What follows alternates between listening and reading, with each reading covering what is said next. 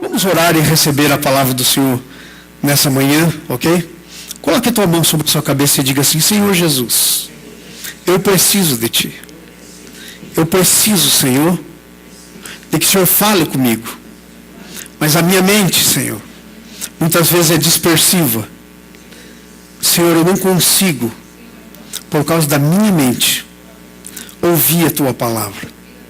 Mas, Senhor, o meu coração, que eu já Te entreguei, Senhor, é uma boa terra. E nessa manhã, a Tua palavra vai cair nessa terra. Vai produzir muito fruto. Em nome de Jesus. Amém. Amém, amados. Abra suas Bíblias em Mateus, em Lucas, capítulo 24. Nós vamos ver uma história muito conhecida nessa manhã. Capítulo 24, versículo 13 em diante, até o 48. Essa história ela acontece logo depois da morte e da ressurreição de Jesus. E é a história de dois dos discípulos que andaram com Jesus. Quem sabe que Jesus tinha mais do que 12 discípulos? Muito mais, né? Tem alguns lugares que falam que Jesus no cenáculo tinha 120, outros lugares tinha 70. Jesus tinha muito mais do que 12. 12 eram que ele tinha chamado para serem apóstolos. Mas ele tinha muitos discípulos, ok? E dois desses discípulos tinham estado em Jerusalém, visto a crucificação, e eles iam voltando para suas casas. Porque já era o terceiro dia que Jesus tinha morrido, e estavam surgindo alguns boatos na cidade, que alguns tinham visto ele, que tinha ressuscitado, mas para eles eram boatos. Eles estavam indo pelo caminho para uma aldeia chamada Emaús, perto de Jerusalém, e tristes. De repente o próprio Jesus veio e começou a caminhar com eles. E Jesus perguntou: escuta, o que é que vocês estão conversando? E eles pararam, entristecidos, olharam para Jesus e falaram: da onde é que você está vindo? Estava no mundo da lua, é? Você está vindo de Jerusalém e não sabe o que aconteceu? Como Jesus Nazareno, homem de Deus, aprovado, como ele veio, nós esperávamos que ele ia redimir Israel. E aí as autoridades eclesiásticas da igreja, a igreja daquela época, o judaísmo, o matou. E já é o terceiro dia. Está certo que alguns dizem que ele ressuscitou, algum boato na cidade. Entretanto, nós estamos voltando para casa porque nossa esperança se foi. E aí, Jesus então vai conversando com eles, explicando as Escrituras. Ele vai explicando que era necessário que o Cristo morresse e ressuscitasse. Não haveria como você e eu sermos salvos se ele não morresse e ressuscitasse, porque Deus é um Deus de justiça. A justiça de Deus precisa ser satisfeita, e eu e você e todos os outros homens de todas as épocas, até aqueles que ainda não nasceram, jamais poderíamos satisfazer a justiça de Deus. Então era necessário que Jesus viesse, nascesse como homem, morresse, levasse sobre ele os nossos pecados, pagasse o preço dos pecados, oferecesse o seu sangue como cordeiro sem mancha perante Deus para pagar o preço dos nossos pecados. Isso se chama propiciação. E depois então ressuscitasse para poder nos dar vida. E Jesus ia explicando, começando lá por Moisés, explicava tudinho. E aí eles chegam perto da casa. E aí Jesus disse: então, tudo bem, boa noite, eu vou seguir meu caminho. E eles disseram: não, já é muito tarde. O sol já está declinando, vem à noite. Vem posar com a gente, vamos posar aqui em casa nessa noite. E Jesus então concordou, entrou na casa deles. E aí, claro, eles vinham desse caminho, eles colocaram comida na mesa. E naquele tempo toda a refeição judaica tinha pão, era uma coisa básica, pão e vinho. E quando eles colocaram na mesa, a Bíblia nos diz que Jesus então orou, consagrou, partiu o pão. Irmãos, a unção aqui na frente. Creio que Deus vai falar tremendamente com você nessa manhã. Jesus então partiu o pão, e quando Jesus partiu o pão, os olhos deles se abriram. Por que será que os olhos deles se abriram?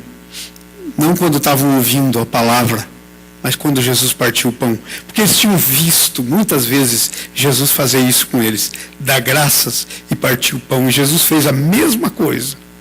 E quando fez isso, os olhos deles se abriram. E Jesus, desapareceu. Como? Ele já tinha um corpo glorificado. Você sabia que quando você recebeu um corpo semelhante ao de Jesus, da ressurreição, você não vai estar mais sujeito a lugar e espaço? Você pode se deslocar automaticamente, desaparecer, aparecer, passar a parede. Esse é o corpo novo. Você está em processo, eu estou em processo. Então Jesus desapareceu.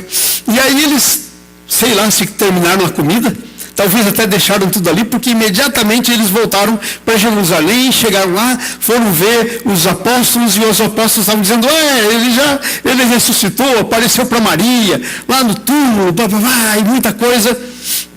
E essa história nos conta uma coisa tremenda que eu quero meditar com vocês nessa manhã. São a respeito dos nossos olhos para ver. Muitas vezes nós não conseguimos ver Jesus. Nós não conseguimos ver Jesus, e Jesus está justamente ali, do nosso lado, caminhando com a gente. Às vezes conversando, às vezes dando direção, mas nós não percebemos.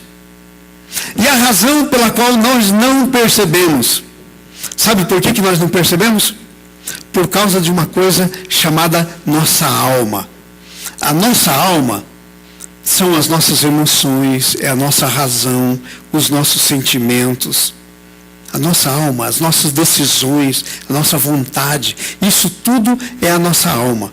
Amados, a Bíblia diz que depois que você nasce de novo, começa uma luta pela sua alma. Mateus capítulo 16, versículo 24 até o 26, Jesus diz assim, olha, presta atenção. Jesus fala assim: aquele que quiser vir após mim, negue-se a si mesmo. Tome a sua cruz e siga-me. Pois quem quiser ganhar a sua vida, perdê-la-á. Mas quem perder a sua vida por amor a mim, achá-la-á. E a Bíblia diz assim, continua Jesus dizendo lá na Bíblia: que importa, que adianta, amados, você ganhar o mundo todo e perder a sua alma? Ou que dará o homem em troca da sua alma? Então, quando nós nascemos de novo, toda a nossa luta é para ganharmos a nossa alma. Veja bem, você nasce de novo no seu espírito. A Bíblia nos diz que todos nós estávamos espiritualmente mortos. E nós ganhamos vida, nós nos tornamos pessoas espirituais. João capítulo 3, versículos 5 e 6, se vocês quiserem ler isso, que é nascido do Espírito, é Espírito. Então nós nos tornamos pessoas espirituais. Mas sabe de uma coisa? Daí em diante, tudo o que vai acontecer na nossa vida é um processo na nossa alma. Porque nós somos pessoas. E pessoa significa a alma que você tem. Deus te deu uma alma, que é a tua vontade, as tuas emoções, a tua razão, tuas decisões, a tua alma. Então um processo, começa todo um processo de você ganhar a tua alma. De você ganhar a tua alma. E a alma é igual chuchu. Não sei quantos de vocês aqui conhecem chuchu. Chuchu é um negocinho assim que dá num ramo e tal. Chuchu é uma leguminosa, sei lá o que é. Mas aonde você colocar o chuchu, ele pega o gosto. Se você coloca com carne, ele pega o gosto. Se você coloca com outra coisa, ele pega o gosto. Então, a nossa alma é igual o chuchu. Ela vai pegando gosto naquilo que ela, por aquilo que toca nela. E sabe, o que acontece com a gente é que esse processo de nascer de novo é uma coisa que o Espírito Santo faz de maneira soberana em você. Eu não posso fazer nada para nascer de novo. nenhum morto pode fazer nada para nascer de novo. É o Espírito Santo que tem que vir e gerar vida em nós. Mas uma vez que o Espírito Santo gera vida em nós, todo o processo de vida cristã tem a ver com a nossa alma. Porque Deus não te criou e te deu vontade, decisão, emoções, tudo isso para daí anular você. Deus te criou com uma alma, sabe por quê? Porque você foi criado à imagem e semelhança de Deus. Você foi criado uma pessoa. A tua alma é o que te faz pessoa. Deus é uma pessoa. Deus tem decisão. A Bíblia diz que Deus tem emoções. Está escrito na Bíblia que Deus tem emoções. Quem sabia disso? Está escrito lá. E não entristeçais o Espírito Santo, para o qual estáis selados para o dia da redenção. Não entristeça. Tristeza é emoção. Deus é uma pessoa, Ele te criou uma pessoa. E sabe, a menos que você, como pessoa, quando vai adorar a Deus, adore a Deus por causa da tua alma, com a tua decisão, com a tua vontade, com o teu querer, você seria um marionete. É como se Deus tivesse criado você. É como você, hoje em dia nós vivemos uma era da tecnologia. Já pensou a gente criar um robozão, mas muito robô, parecido com gente, mas dá uma tratinha nele assim, para ele fazer tudo que a gente quer. Aí a gente coloca ele, deixa ele sempre na entrada da porta da nossa casa, e quando nós chegamos, ele saúda a gente dizendo, está chegando a pessoa mais maravilhosa desse mundo. Mas você programou o robô para fazer isso. Fala para mim, qual o sentido disso? Então, se Deus te programasse, qual seria o sentido você se ajoelhar e dizer, Deus, eu te amo? Seria um robôzão programado, Deus estaria enganando a ele mesmo, e Deus não é assim. Então, a partir do dia que você nasce de novo, todo o processo é você ganhar a tua alma. E sabe, o processo do novo nascimento é mas ele é chamado, o processo de quando você estava morto e você nasce de novo, é chamado regeneração. Regeneração. Mas o processo de salvação da sua alma é chamado santificação.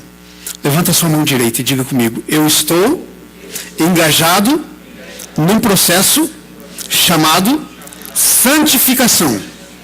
Eu preciso que o Espírito Santo, que vive no meu espírito, controle a minha alma.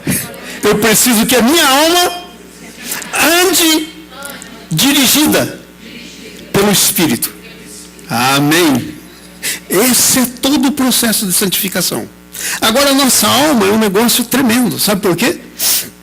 Porque presta atenção aí, na introdução que eu fiz.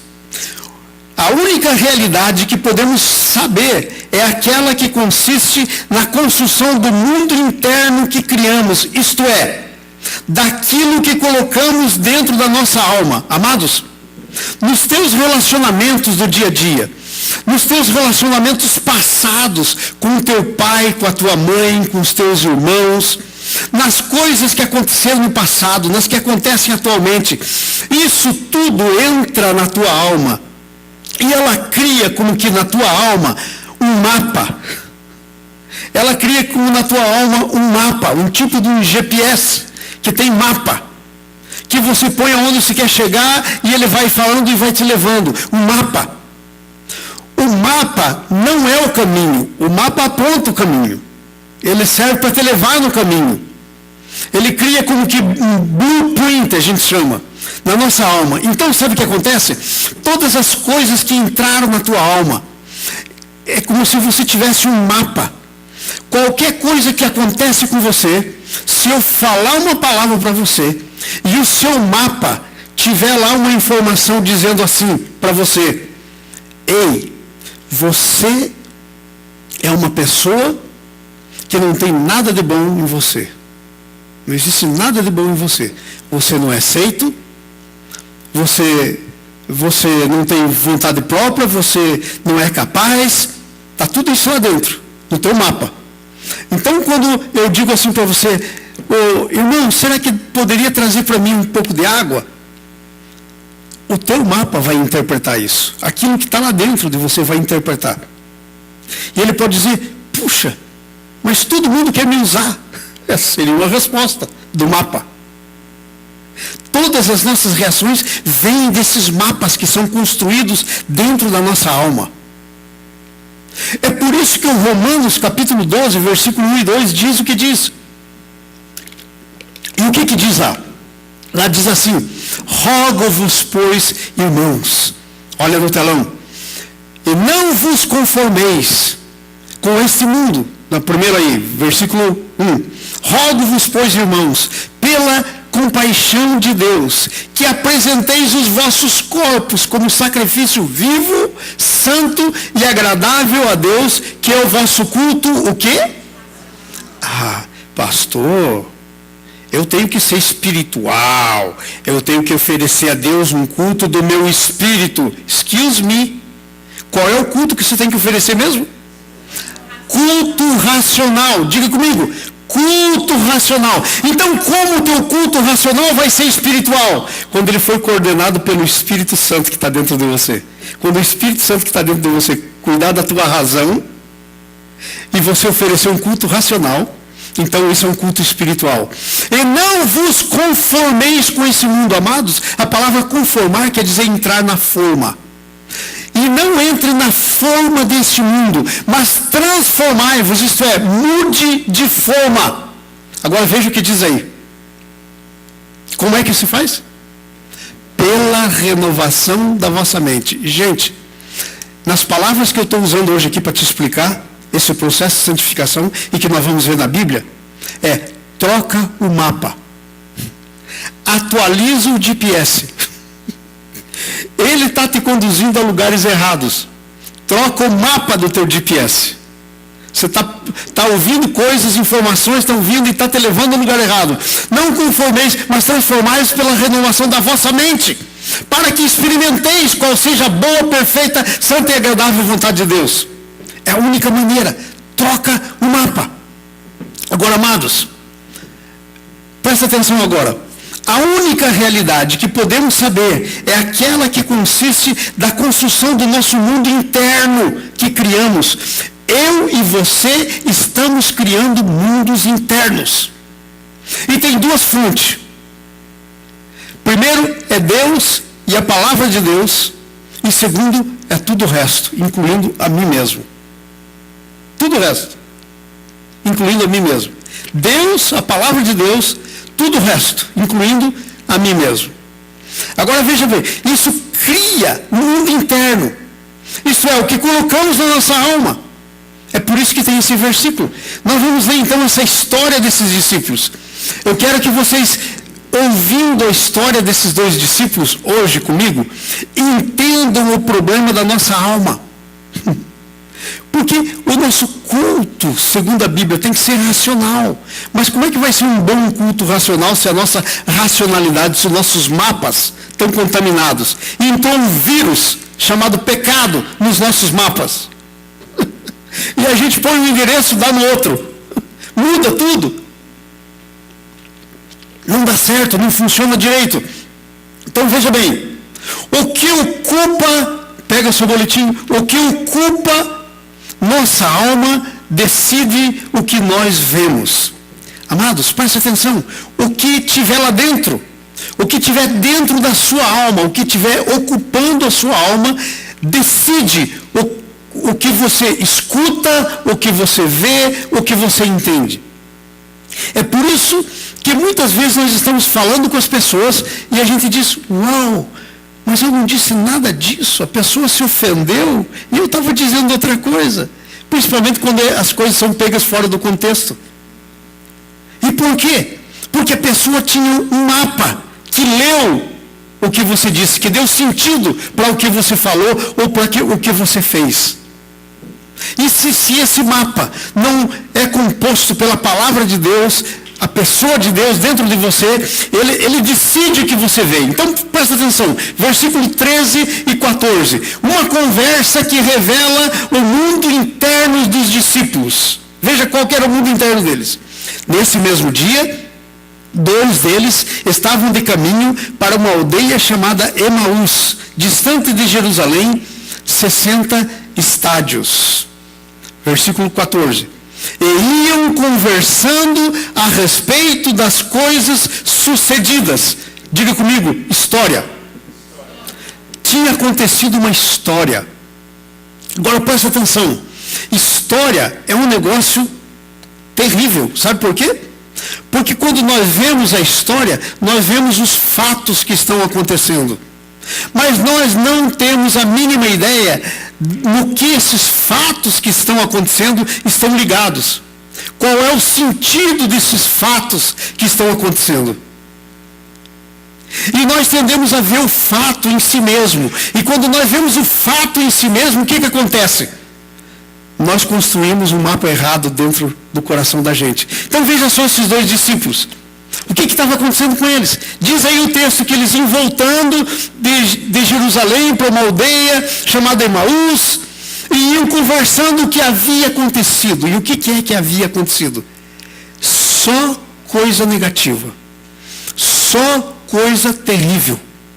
Os maus atos dos religiosos tinham acusado falsamente, Judas tinha vendido Jesus por 30 moedas de prata, tinham botado Jesus num julgamento falsificado, tinham falado com a multidão, manda soltar o Barrabás, porque a Bíblia diz que foram os sacerdotes que disseram para o povo, solta Barrabás e crucifica Jesus. Tinham traído o sangue inocente. Aí tinham obrigado o governador Pilatos a matar Jesus, porque o Pilatos disse, eu não encontro nada nesse camarada, ele é um justo. Ele disse, olha, tem um dos evangelhos que registra isso. Se você não crucificar esse homem, a gente vai dedurar você por César, que você está com o pessoal da revolução. O Pilatos, o César, o imperador romano, que era o que governava sobre Israel naquela época. Se você não crucificar, a gente vai dizer que você está a favor dele, de uma revolução que está acontecendo aí. E aí então ele lavou as mãos, o Pilatos lavou as mãos, como querendo dizer, não tenho nada com isso, mas não adiantou nada. Ele soltou Jesus, mandou açoitar Jesus. Quem viu o filme do Mel Gibson? Aquilo é realidade, gente. O filme do Mel Gibson é o Passion of Christ, do Mel Gibson. É exatamente a realidade do que aconteceu com Jesus. 48 chicotadas mais 2. Ele ficou daquela maneira mesmo. Depois põe uma cruz, ele vai caindo. Aquela era a história que tinha entrado no coração deles. Os discípulos iam conversando com aquilo, sobre aquilo, mas sem nenhuma perspectiva do o que é que aquilo significava. E quando nós não temos perspectiva do que as coisas que estão acontecendo ao nosso redor significam, adivinhe do que a gente enche a nossa alma? De lixo, de traição, de remorso, de raiva, de ira. A gente põe tudo isso para dentro da nossa alma. E os discípulos iam. E quanto mais você conversar, mais o teu mapa é escrito. E eles iam conversando. Então veja só a situação. O que é que ocupa a nossa alma, decide o que vemos. Eles não podiam ver outra coisa. Mas aquele negócio horrível que tinha acontecido, extremamente negativo que tinha acontecido, adivinha só, era extremamente positivo. Era a minha salvação e a tua salvação, e a salvação deles. Era o meu futuro, era a construção que Deus estava fazendo do meu futuro e do teu futuro. Era a garantia, era o preço pago para tudo que eu e você necessitamos. Porque Jesus comprou com o sangue dele todas as bênçãos que eu e você necessitamos desde o dia que a gente virou um ovo no ventre da nossa mãe. Desde o dia que o espermatozoide do nosso pai se encontrou com o óvulo da nossa mãe e nasceu a primeira célulazinha, chamada ovo. Desde aquele dia, tudo agora está sendo decidido por esse evento que os discípulos iam fazendo, iam conversando. Mas na perspectiva deles, como é que era? Uma coisa horrível. Uma coisa horrível. Agora presta atenção. Toma cuidado com o que você deixa entrar na sua alma. Toma cuidado com a interpretação das coisas que você dá para aquilo que entra na sua alma. Toma cuidado com a interpretação das coisas que acontecem na sua vida. Se você ler a história do José, nós já estudamos aqui o José do Egito, você vai ver que no tempo que estava acontecendo a história dele, quando os irmãos venderam, puseram ele num buraco, tiraram do buraco, venderam por 20 moedas de prata. Ele é um tipo de Jesus, bem menos caro que Jesus. Jesus custou 30, ele foi vendido por menos. E ele foi vendido como escravo, e foi servir, e foi para a cadeia. Ele não tinha como entender as coisas que estavam acontecendo. Não tinha. Eu quero dizer, você não é diferente do José e nem desses discípulos que estão andando aí. Eu também não. Mas eu e você podemos fazer uma coisa que o José fez e que esses discípulos aqui não fizeram. Sabe qual que era? O José o tempo todo estava pensando assim. Esse era o pensamento do José. Se você ler a Bíblia, você vai encontrar lá.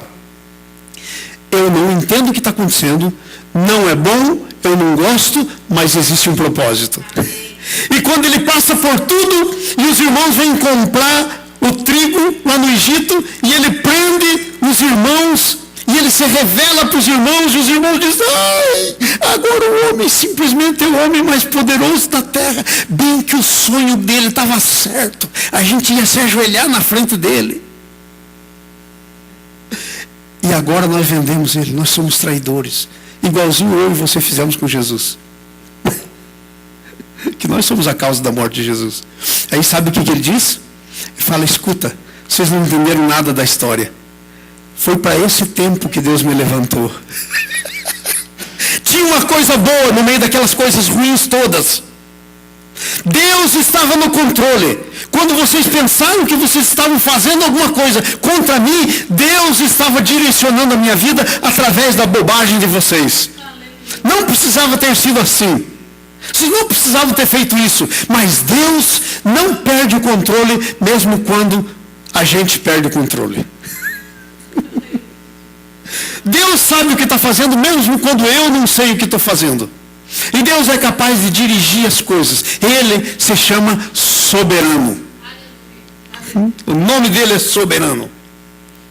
E ele diz isso para os irmãos deles. Então agora esses discípulos estão ali. Vejam o mundo interno. Revela uma conversa de tristeza. A conversa deles revela um mundo interno de tristeza. Versículo, está escrito aí 17b. Olha o versículo 17 na tua Bíblia. A segunda parte. E eles pararam entristecidos. Porque Jesus perguntou, ok, e o que é isso que vos preocupa? Vocês estão tão preocupados? E do que vocês vão tratando à medida que caminha? E eles pararam entristecidos. Amados, se você não tiver uma perspectiva de que o seu Deus está no controle de tudo que está acontecendo, mesmo que está contra você no momento, mesmo que não parece ser bom no momento, mesmo que parece ser negativo no momento, se você não tiver perspectiva de que Deus está alinhando isso para o teu bem, se você não botar na sua cabeça aquele versículo que diz, todas as coisas contribuem para o bem dos que amam a Deus e são chamados segundo o seu propósito, esse versículo você tem que viver todos os dias dizendo ele dessa maneira, todas as coisas que me acontecerem nesse dia de hoje vão contribuir para o meu bem e para o propósito que Deus tem na minha vida, porque eu amo a Deus e sou chamado. É assim que você tem que ler. Se você viver nessa perspectiva, qualquer coisa que acontecer com você, não vai produzir tristeza no seu coração. Não vai produzir tristeza. Então, um mundo de tristeza, amados, eu vou dizer honestamente para vocês, e vocês sabem disso, não deixa de ser novidade para vocês. Não é nada, é tudo antigo, vocês sabem disso. Tem gente que não está nem gosto de a gente andar do lado, porque é uma tristeza só, é uma depressão só, é uma falta de esperança só, é uma falta de propósito total. Não tem propósito nenhum. Por quê? Por causa dos mapas, por causa do que está deixando entrar na sua alma, por causa das coisas que estão, como está vendo as coisas que acontecem. Então o mundo interno de tristeza, a conversa, letra C, nos revela sobre os últimos acontecimentos. Amados, se você ficar falando sobre os acontecimentos e não sobre o Deus que é soberano sobre o acontecimento, a tua vida vai para o beleléu. Sabe, enquanto eu meditava nessa palavra, na sexta-feira, Deus me deu essa palavra. Enquanto eu estava meditando nessa palavra, Deus falou assim: você está bem assim com o Brasil. Você não pode pensar no Brasil sem pensar na violência, na sem-vergonhice dos políticos. Você não pode pensar em nada disso. Você está assim com o Brasil. Essa é a imagem que você tem do Brasil. Isso é o que você está pensando, porque você está vendo as circunstâncias e o que está acontecendo. O que está acontecendo é verdadeiro, mas eu creio que Jesus é Senhor do Brasil. Amém. E que ainda que a gente esteja assim, Deus vai se levantar, e Deus vai levantar um povo nesse Brasil. Sabe, amados, Deus falou comigo sobre a minha nação, que é tanta roubalheira, é tanta coisa, é tanta violência, é um negócio tão decaído, é uma cultura tão decaída. Daí eu estava olhando aqui, falavam sobre os últimos acontecimentos, a quebra da Petrobras, que está indo tão mal, maior empresa do mundo de petróleo. Petrobras está indo tão mal que agora descobriram um poço e a Petrobras não tem nem dinheiro para fazer dinheiro, para ganhar dinheiro. Tão ruim que está. Os políticos, roubalheira, tudo isso que aconteceu. Então o que nós estamos pensando? Nas últimas notícias? Se a gente fica pensando nos últimos acontecimentos, sabe, isso vai angustiar nossa alma, vai construir mapas, e tudo que acontecer a gente vê. Nós temos que mudar os nossos mapas mentais. Uma conversa negativa, versículo 19 e 20, a nossa conversa se torna só negativa. Leiam aí o 19 e 20. Jesus perguntou quais são os acontecimentos, e explicaram o que aconteceu a Jesus o Nazareno, que era varão profeta, poderoso em obras, homem de Deus, diante de Deus e de todo o povo, e como os principais sacerdotes e as nossas autoridades o entregaram para ser condenado à morte e o crucificaram. Uma conversa sobre a morte, uma conversa sobre a desgraça. Se a gente construir um mapa de desgraça, toda vez que a gente puxar o endereço, vai levar a gente para uma desgraça. O nosso GPS leva a gente para a desgraça. Toda vez que a gente pensar em alguma coisa, vai pensar numa desgraça. Vocês entenderam? Uma conversa sobre a falta de esperança, diz aí o texto, e nós esperávamos, veja o que diz o versículo 21. Nós esperávamos que fosse ele quem havia de redimir Israel. Mas agora já é o terceiro dia desde que essas coisas aconteceram. A esperança tinha morrido. Amados, é o que acontece aí fora e que a gente deixa entrar para dentro da nossa alma, que mata a esperança, que traz essa vida de depressão, de tristeza, que mata o nosso futuro. Os últimos acontecimentos. Como a gente enxerga? Qual é o óculos que a gente tem aqui na frente? São os nossos próprios ou a gente está vendo na lente de Deus? Pastor, mas como é que eu vou ver na lente de Deus quando eu não entendo as coisas? É muito simples. Tem que dizer: Senhor, a coisa realmente está assim. Mas Senhor, o Senhor tem um propósito. Senhor, o Brasil realmente está uma merreca. Mas, Senhor, o Senhor morreu por essa nação. E a palavra de Deus diz no Salmo 8, pede-me e te darei as nações por... Ou Salmo 2, eu acho. Pede-me e te darei as nações por herança. Senhor, eu quero pedir o meu país por herança. Amém. Porque está escrito. E claro que Deus, nesse texto, está falando com Jesus. Mas adivinhe quem é a boca de Jesus aqui na terra? É a sua. É a minha. Pede-me e darei as nações por herança. Então, nós vivemos conversando, veja, o que ocupa a nossa alma decide o que vemos. Uma conversa de incredulidade, versículo 22. E também algumas das mulheres que estavam conosco nos surpreenderam tendo ido de madrugada ao túmulo e não achando o corpo de Jesus, disseram terem visto uma visão de anjos, os quais afirmaram que ele vive. Mas nós vamos ficar fazendo o que em Jerusalém? Vamos embora. Eles disseram que ele vive, mas ele não sabe se vive ou não. É assim que a incredulidade entra no nosso coração, na nossa alma. E a gente fica incrédulo cada vez mais. É assim que acontece. Estão vendo na vida dos discípulos? A Bíblia deixa esses textos aí para ensinar você e a mim.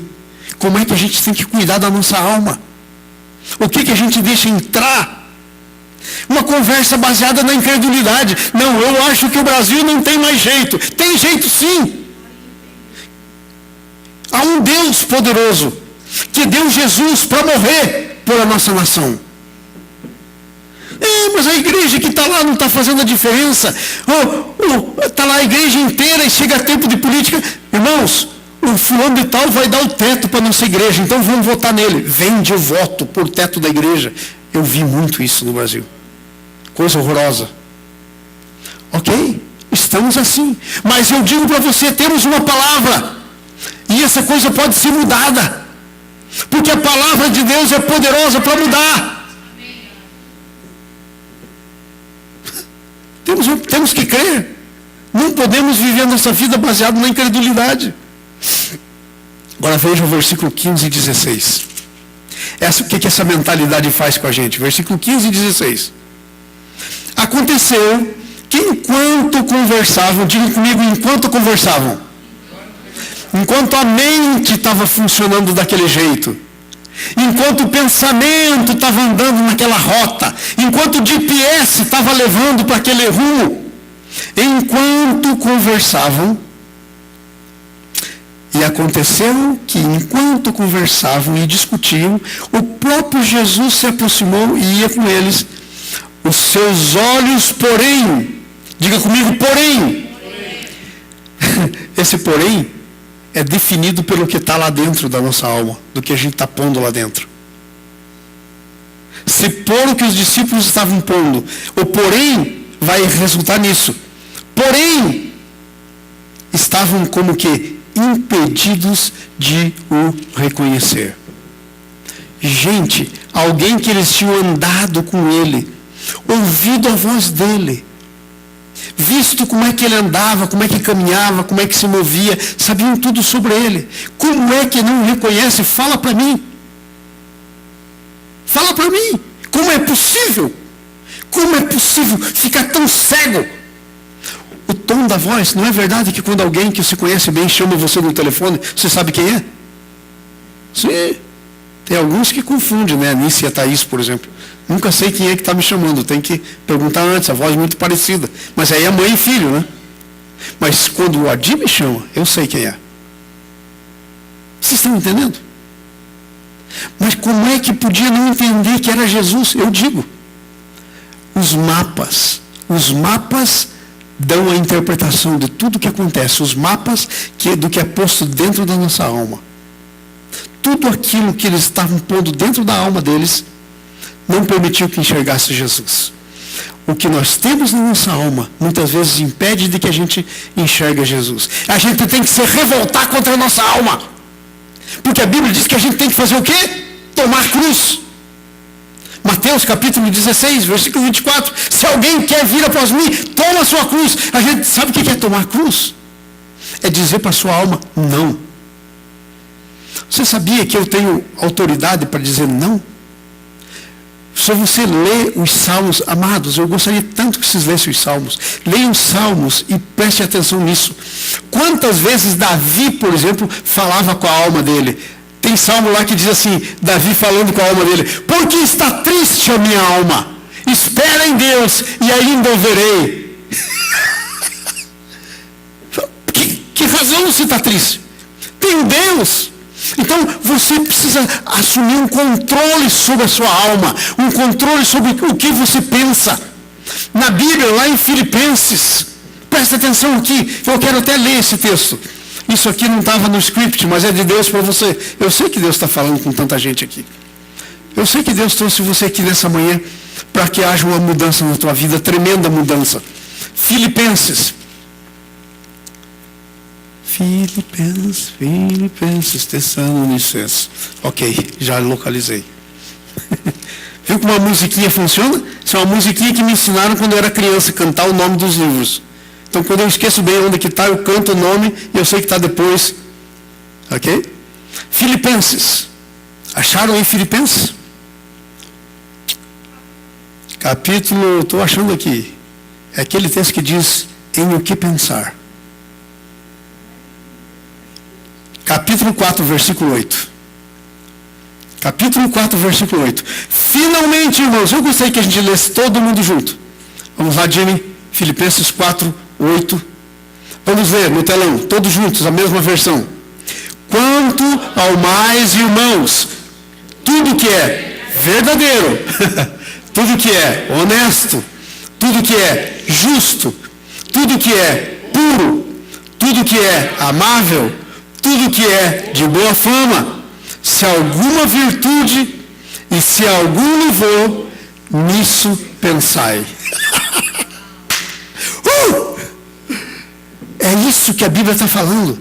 Que aquilo que você põe, o que você pensa, você se torna. Se você começar a pensar no que os religiosos fizeram, como os discípulos aqui estavam pensando, eles vão se tornar angustiados. Ok? Essa mentalidade às vezes impede a gente de conhecer Jesus, de experimentar o que Jesus tem, bloqueia, desvia do caminho. Amados, normalmente quando a gente está com uma mentalidade assim, sabe o que acontece? A gente pega o problema nas nossas próprias mãos. Há um tempo atrás, muitas vezes na minha vida, eu tenho chegado a ponto, nós vivemos Clarice pelo menos 3 vezes pela fé, fora o dia a dia da fé, né? Mas nós chegamos em muitas vezes na nossa vida em que realmente, toda a situação, tudo que está assim, está dizendo para a gente, essa vez vai ser duro, não vai dar certo. E sempre dá certo. Eu lembro um tempo que nós vivemos pela fé, em que a gente vivia assim, dependentemente, pertinho da casa do Leomar e a Márcia, um pouquinho para baixo, numa rua, descendo. No nosso chalezinho, a gente vivia pela fé, ninguém sabia. Se não chegasse o café da manhã, a gente não tinha o que comer. Se não chegasse, a gente não tinha. Pergunte para Nice, que ela pode contar melhor as histórias. Que as mulheres que lidam mais com isso, né, guardam melhor. Nunca falhou. Nunca falhou. Impressionante. Muitas vezes chegava na última hora. Eu lembro uma vez de uma compra que chegou na nossa casa. A gente não tinha nada o que comer na manhã. Nós sentamos e aí chegou naquela rua que terminava, chegou uma Kombi do mercado, naquele tempo lá era Kombi que entregava, e o cara bateu na porta de trás com uma compra para entregar para a gente. E a gente não tinha o que comer no café daquela manhã. E aí chegou uma compra para quase um mês de coisa. Como é que a gente vai viver? E como a gente vai viver decide no que você pensa. Em o que pensar. Não esqueça, Filipenses 4. Grave isso. Isso constrói mapa mental. Então vocês viram aí o mapazinho que os discípulos construíram. Como é que estão nossos mapas? Como é que estão os seus mapas? Nós temos que transformar. Como? Pela renovação da vossa mente. Para que experimenteis. Deus quer que você experimente a boa, santa, perfeita e agradável vontade de Deus. Ok? A nossa alma deve viver com base na palavra de Deus. É o segundo item do nosso boletim. A nossa alma, versículo 26 em diante, ela tem que viver, ela precisa viver com base na palavra de Deus. Amados, eu e você não temos controle sobre um fio de cabelo na nossa cabeça. Nós não podemos viver nos nossos planos. Nós precisamos viver nos princípios da palavra. Diga comigo, nós precisamos viver nos princípios da palavra. Porque os princípios da palavra são os planos que Deus tem para a gente. É a maneira de Deus nos dirigir nos planos dele. Veja o que é que está escrito aí. Versículo 27. Nada do que acontece está fora do controle de Deus. Ok? Você tem que crer nisso, amados. Tem que viver isso. Então Jesus lhes disse. Uau! Vamos lá. Versículo 25. Jimmy. Então Jesus lhes disse. Vamos ler todos juntos? Então. Diga comigo então. O que quer dizer assim então? Depois daquela baboseira toda que estavam pensando, não podiam conhecer Jesus. Então, depois do que eles falaram, mataram o nosso Senhor. A gente tinha esperança. Não temos mais esperança. E o homem ali do lado. E eu fico pensando como é que Jesus se sentiu. Deve ter se sentido tão ridículo. Os caras falando dele, e ele ali do lado. Então, ele lhes disse, por causa disso tudo, ó nécios, tolos, a palavra nécio quer dizer tolo, diga comigo, ó nécios e tardos de coração, para crerdes tudo o que os profetas disseram. Amados, os profetas disseram tudo. Nécios e tardos de coração. Então nós temos que viver baseado no que a palavra de Deus diz para a gente. Nada do que acontece está fora do controle de Deus. Mas por que, irmãos, por que tem que sofrer tanto? Leia na sua Bíblia. Paulo disse, nós estamos completando os sofrimentos de Cristo. Aí vem uns cristãos besta e diz assim, crente nunca sofre. Paulo disse, nós estamos, está escrito na Bíblia, é um versículo da Bíblia, nós estamos completando os sofrimentos de Cristo. Jesus disse, se fizerem isso ao mestre, o que vão fazer com os servos? Meus amados, Deus está no controle. Está escrito. Está escrito. Você sabia que está escrito sobre a sua vida, mas pastor João, quantos milhões de pessoas nesse mundo, como é que vai estar escrito? Os princípios de Deus são para você, é a tua vida. Quando a Bíblia diz tudo contribui para o bem, está dizendo para você. E tudo é tudo. Você pode não entender, mas isso já é outro papo. Você tem que crer. Porque Deus está no controle. Ele é o teu Deus. Ele não perde o controle. Ele é soberano. Agora, a pergunta não é por quê. A pergunta é para quê? Para que, Senhor, o Senhor deixou Jesus passar por tudo isso? Se os discípulos tivessem perguntado, para que, Senhor? Aí Jesus dizia, são nécios. Não leram na Bíblia? Está tudo escrito para quê? Entendeu? Está tudo escrito para quê? Então, com base na palavra, veja o versículo 25 nós lemos. Não vemos isso porque somos tolos e lerdos para crer. Amado, sabe o que a Bíblia está dizendo para você? Cada vez que você entra num tempo daquela sua vida, que você cai meio depressivo, que você está meio sem esperança. Ai, está ruim de levantar da cama hoje, porque eu estou nessa situação, tem tanta coisa aí na minha frente que eu tenho que fazer e não está indo bem. Sabe o que a Bíblia está dizendo para você? Tolo, nécio, tardo de coração para crer. A Bíblia está dizendo para você, se levanta e diga, Senhor, Tu és o meu provisor, meu provedor. Senhor é a minha provisão. Senhor, não interessa. Senhor, se vem uma necessidade, é porque o Senhor quer que eu te conheça. É porque o Senhor quer que eu saiba como o Senhor vai levantar. Vocês pensam que Deus não faz isso? Olha, não é porque tudo está dando certinho que você está no propósito de Deus. Às vezes está tudo dando certinho porque o diabo está no controle para levar para o mal. Mas o segredo de quando é Deus que está fazendo, se tudo estiver dentro da provisão de Deus, de maneira sobrenatural, é Deus. É Deus. É Deus. Estava falando com o Clyde, eu conheci uma pessoa lá no Brasil, um espírita, e essa pessoa espírita, ela adorava o Odum, os demônios crianças, e fazia oferta para esses demônios, e punha uma maçã. Tinha assim um altarzinho, e punha uma maçã. Punha uma maçã hoje, na manhã seguinte, aquela maçã amanhecia comida por dentro, sem nenhum corte na casca. Ficava só a casca, sem nada, sem semente, sem nada dentro. Dava para você pegar assim e olhar através da casca. Sem corte.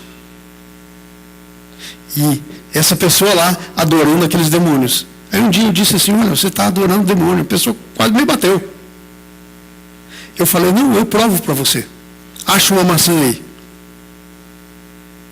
E aí, achou uma maçã. E aí eu falei, me dá aqui essa maçã. E eu orei sobre a maçã. E disse, Senhor, essa maçã aqui eu consagro a Ti. Demônio nenhum toca aqui. Não vai ter demôniozinho nenhum vindo aqui comer essa maçã. Aí eu falei para ele, você vai ser honesto. Nós vamos pôr essa maçã ali. Se você realmente está pensando que isso é Deus, então amanhã vai ser comido e eu vou reconhecer que é o teu Deus.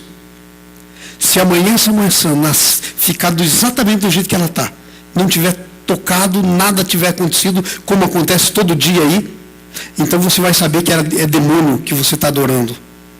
E quando você faz isso, amados, Deus não vai se deixar enganar. Falei, seja honesto, não troque maçã. Deixa a maçã aí. No dia seguinte eu fui lá, a maçã estava inteirinha. Não tinha acontecido nada. Sabe por quê? Porque eu creio no meu Deus. Se eu impor a mão, consagrar o Senhor, o demônio não toca. Isso é bíblico. Isso é bíblico. É autoridade. O Senhor quer ser conhecido, mas é você que tem que tornar conhecido. Então, amados, vocês estão entendendo essa história da mente? É um negócio tremendo. Nós não podemos ser tolos. Nós temos que crer nos profetas, na palavra, no que diz. Versículo 26. Deus não faz coisas por acaso. Ele segue um plano. Veja o versículo 26. Porventura não convinha, diga comigo a palavra, convinha. Ou na Bíblia aí da parede, porventura não importa. Não é necessário. Porventura não importa que Cristo padecesse essas coisas e entrasse na sua glória. Amados, sabe quando tem glória? Só depois de tudo. Se ele não passasse por isso, e ele pediu, Pai, glorifica-me com a glória que tive junto de ti antes que houvesse mundo. João 17. Agora tinha um caminho. Sabe qual que é o caminho da glória? Era o caminho que Jesus seguiu. Caminho da obediência, da submissão. de colocar sua vida na presença de Deus e dizer, não a minha vontade, mas a tua vontade seja feita. Esse é o caminho. No fim dele tem glória. Mas às vezes a gente quer ser glorificado. A gente quer ser aprovado sem passar na prova. Não existe. Então veja só, olha o que diz aí. Deus não faz por acaso. Ele segue um plano. Aquilo era parte de um plano. Irmão, olha para mim aqui, em nome de Jesus. Você está andando num plano. Não bagunce o plano. Não tome decisões tuas, da tua mente, do teu coração. Seja sábio. Deixa Deus falar com você. Deixa Deus te mostrar as situações. Deixa Deus mostrar para você os porquês. O que Ele está fazendo. Porque nós temos esse poder de sair do caminho. Eu e você temos. Ele nos deu a decisão. Ele não te deu decisão para anular a tua decisão depois. Ele segue um plano. B2, versículo 27. Olha aí o 27. Começando por Moisés, discorrendo por todos os profetas, expunha ao que ao seu respeito está escrito nas Escrituras. Oh, meu Deus! Amados, comece no Moisés, que são os 5 primeiros livros da lei, Gênesis, Êxodo e assim por diante.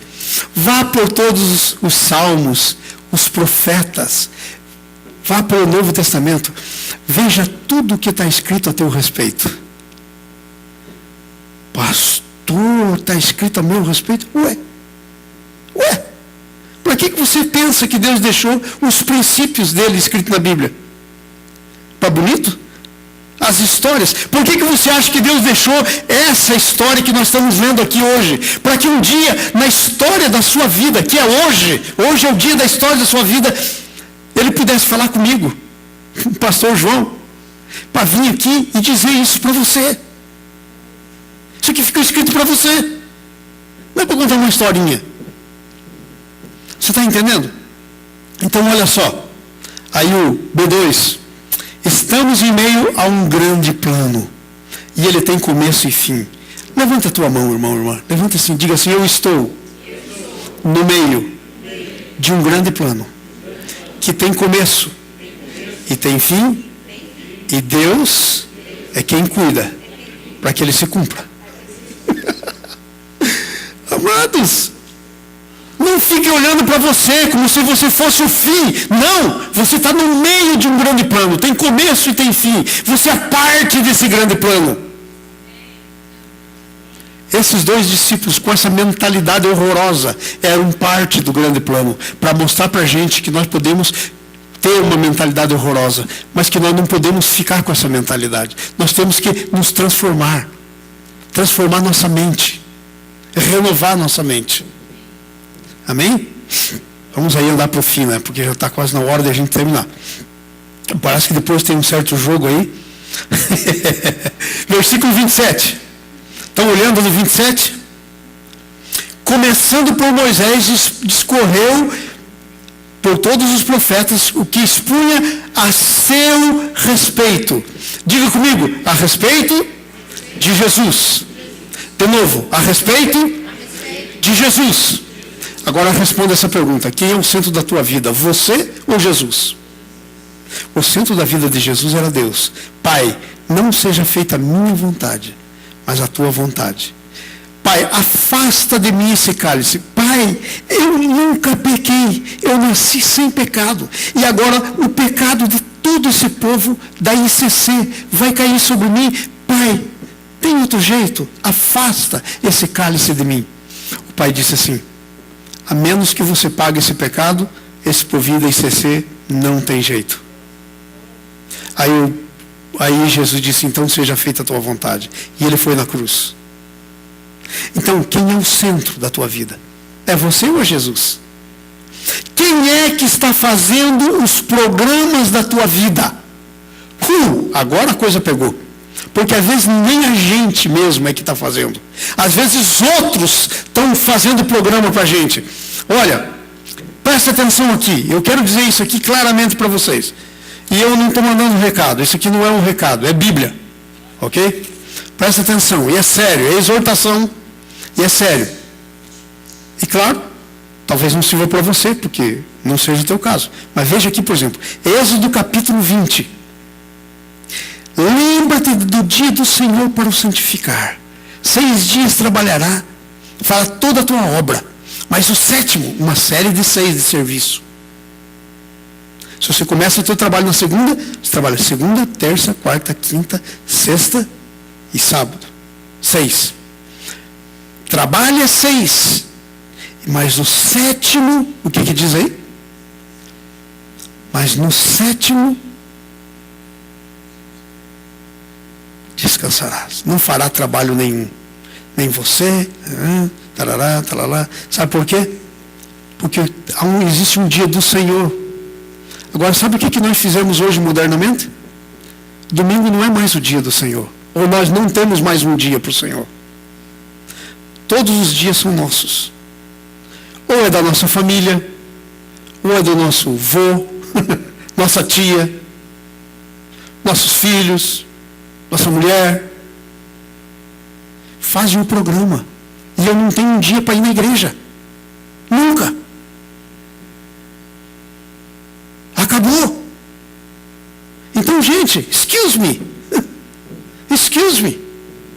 Não estou dizendo religiosidade. Estou dizendo dia do Senhor. Dia que consagrou para o Senhor, que foi meditar, que meditou, que ouviu a palavra, que se comprometeu, que adorou. Ai, pastor João, mas eu posso fazer isso sozinho. Ah, é? Escute isso. Escute isso. Hebreus capítulo 10. Capítulo 10, versículo 25. Vamos ler desde o 24. Consideremos-nos uns aos outros para nos estimularmos ao amor e às boas obras. Agora o 25. Hebreus, repita comigo, Hebreus 10, 25. Daí diz assim: e não abandonemos a nossa congregação, como é costume de alguns. Excuse me, não fui eu que escrevi esse negócio. Não tenho nada com isso. Está escrito aí e é a palavra de Deus. E não abandonemos a nossa congregação, como é costume de algum. Estão entendendo o que eu estou dizendo? Isso é Bíblia. Então, como é que está aí esse ponto? Nossa alma tem a ver com a palavra de Deus? Jesus é o centro do plano? Não, peraí, pastor, mas você não sabe. Hoje tem culto, mas o negócio é o seguinte, é o meu aniversário. E aí o pessoal vai comemorar e nós vamos no fogo de chão. Fogo de chão. E pastor, vai ser às 11.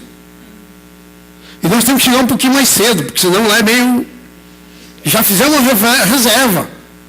Não, pastor, você não sabe. É um lago.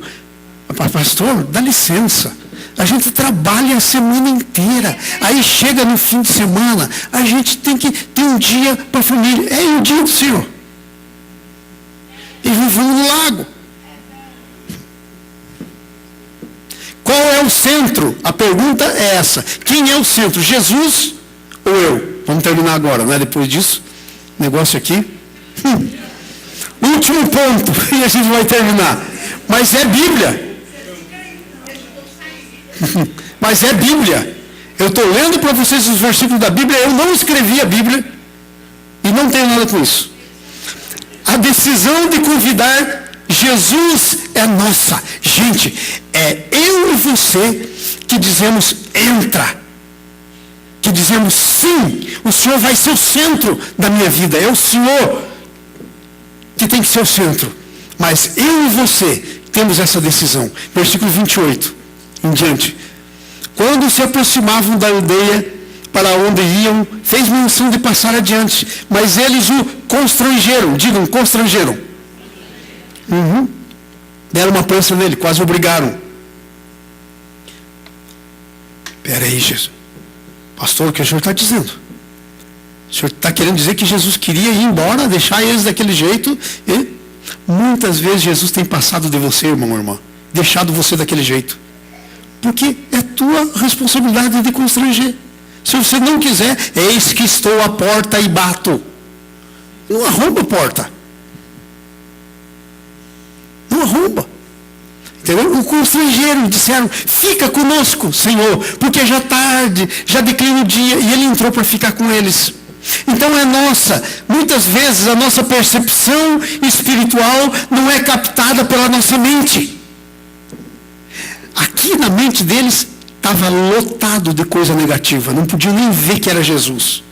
A percepção espiritual de que é Jesus não foi captada pela mente deles. Veja o versículo 32 aí no texto de vocês.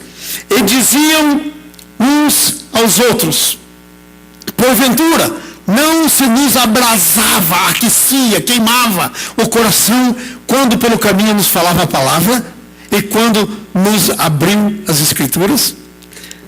Ai, eu sabia que tinha alguma coisa, porque aquela palavra entrava no meu coração assim, mas a alma está comprometida. Toda a sujeira da alma, toda a negatividade, tudo aquilo da alma. Então veja bem, muitas vezes a percepção espiritual não é captada pela mente. Amados, como é que você tem captado? O quanto você tem captado? Somos nós que temos que captar. E Jesus não vai fazer isso. A mente é minha, não é dele. Mas a nossa responsabilidade é fazer o convite. 28 e 29. Fica, Senhor. E entrou para ficar com eles. Se você fizer o convite, não tem erro. Ele entra. Veja bem, versículo 30 e 31. Eu gosto dessa aqui, ó. Versículo 30 e 31. Aconteceu que quando estavam à mesa, tomando ele o pão, o abençoou, partiu e lhes deu. Então se abriram os olhos e reconheceram, mas ele desapareceu da presença deles. Veja a letra B1 aí, no nosso terceiro item. A revelação vem depois de recebermos Jesus. Mas sabe o que você e eu queremos hoje? A revelação antes de Jesus. Aí Jesus, se o Senhor me revelar, então... Não, peraí. Tem que ser Jesus. E aí vem a revelação. Ok? A revelação vem depois que nós recebemos Jesus. A revelação é que faz a nossa alma enxergar. Foi a revelação que fez a alma. Amados, se você não tiver envolvimento com a palavra de Deus, se você não lê constantemente a palavra de Deus, todos os dias, não meditar nela, a alma não vai ter a mínima chance. A revelação nos leva a mais entendimento. Veja o que acontece, versículo 34. Diz assim, eles chegaram lá e os outros diziam, o Senhor ressuscitou, já apareceu a Pedro. E também os dois contaram a história que aconteceram no caminho e como foram reconhecidos por eles no partir do pão. Amados, revelação traz revelação. Diga comigo, revelação traz revelação. Mas um abismo chama outro abismo. E agora terminando, a revelação é o que transforma as nossas mentes. 38 a 48, veja aí, ó. É a revelação que transforma as nossas mentes. Mas aí Jesus aparece e diz, por que vocês estão perturbados? E porque sobe dúvida nos vossos corações, 38. Jimmy, 38 em diante. Por que vocês estão perturbados? Por que sobe dúvida nos seus corações? E por que surgem dúvidas? Vamos para frente, 39. Olhai as minhas mãos e os meus pés, sou eu mesmo. Ei, vem cá, apalpe, toca em mim e vede, porque o espírito não tem carne nem osso, como percebeis que eu tenho. Então era um corpo glorificado, mas tinha carne e osso. E passava, meio, desaparecia. É um corpo glorificado, não entendo disso. Mas quando eu chegar lá eu vou entender quando eu tiver o meu. E dizendo isso, mostrou-lhe os pés e as mãos. Então presta atenção, amados. A revelação é que transforma nossas mentes. E não acreditando eles eles ainda, diga comigo, apalparam, olharam, ouviram e ainda não acreditavam. Pode dar para crer um negócio desse? Não acreditando eles ainda, por causa da alegria. Agora ficaram com alegria que não conseguiram, estando admirados, perguntou Jesus, espera aí, gente, vamos resolver esse problema. Tem alguma coisa para comer? E come. E eles trouxeram comida. Jesus comeu peixe na beira do lago. Vai para frente. Então lhe deram um pedaço de peixe assado. Vai para frente. O qual ele tomou e comeu diante deles. E ele pôs o peixe na boca e comeu e não caiu no chão. Não era um fantasma. Não era um holograma, um negócio 3D. Não era nada disso. Depois lhes disse, são essas palavras que eu falei estando convosco, que importava que se cumprisse tudo que de mim está escrito na lei de Moisés, nos profetas e nos salmos. Amados, importa que na tua vida se cumpra todo o plano que Deus tem para você. Através da pessoa de Jesus, Ele é o centro, importa que se cumpram todas as coisas. A revelação transforma nossas mentes. Livra a mente do medo, das perturbações, das dúvidas. E é o conhecimento de Jesus que muda a nossa mente. Pastor, o que eu faço? Tem algum exercício? Como é que eu pratico pensamento positivo? Não adianta nada. É o relacionamento com Jesus que muda a tua mente. A mudança da nossa mente vem pelo conhecimento do plano que Deus tem para você. Quando você chegar a conhecer o que Deus tem para você, nada te segura. Nada. Acontece em você isso que eu quero terminar e a gente está lendo. E é isso que eu quero que aconteça com você. Romanos 8, Jimmy. Ou 9. Quero terminar com isso.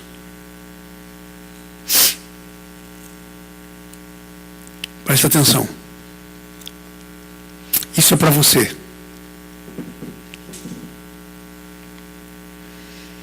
Romanos 8, versículo 31. Vamos lá? Vamos ler todos juntos. Romanos 8, 31. Queria que todo mundo lê. Fica em pé. Nós estamos terminando. Fica em pé. Vamos ler todos juntos, em voz alta, porque você está lendo a respeito de você. Então leia com convicção. É para você. Que diremos, pois? Vamos lá, de novo.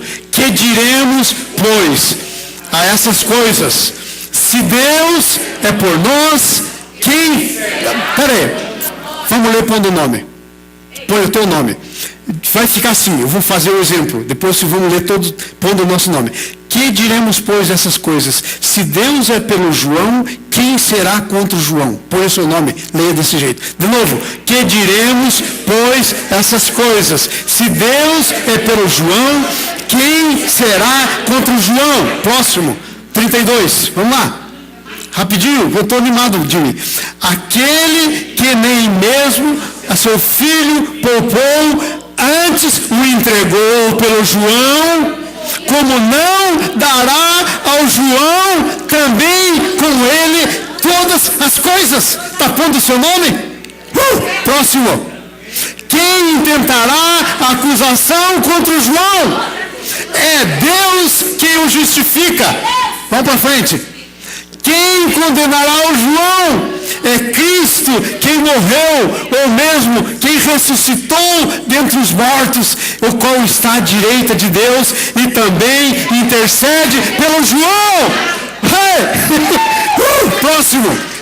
Vai para o próximo.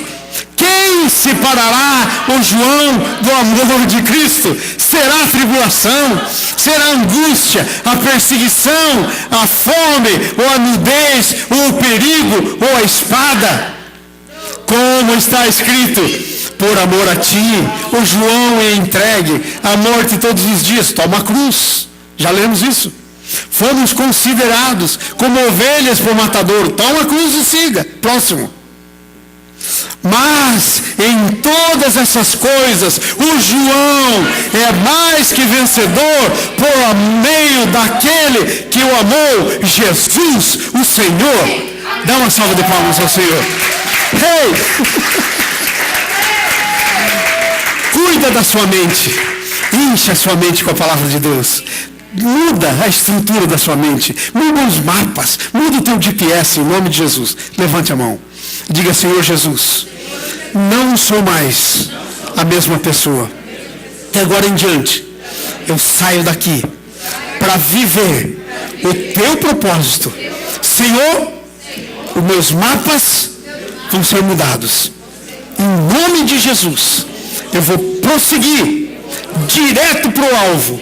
Eu não vou errar a direção, porque o meu mapa é o Senhor, é a tua palavra, em nome de Jesus. Dá uma salva de palmas ao Senhor.